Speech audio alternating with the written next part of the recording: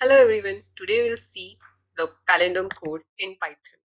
So let's take a palindrome string first. So first I'll explain you what exactly the palindrome is. So palindrome is like whenever we read from start or we read from end, both it will be same. Like if we reverse the string also, it will be the same and the original string will be same.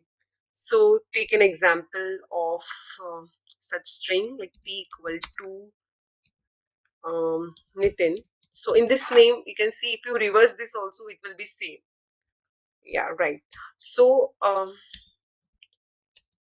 okay. So, take a reverse string first. So, like take a reverse P, RP, and we will reverse this P using some string slicing operation.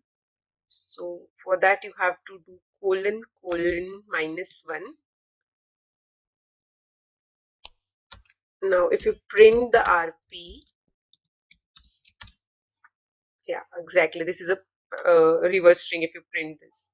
Now you have to just add one condition, like if your p is equal to your rp, then print palindrome,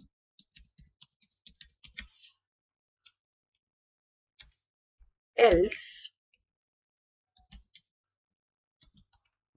print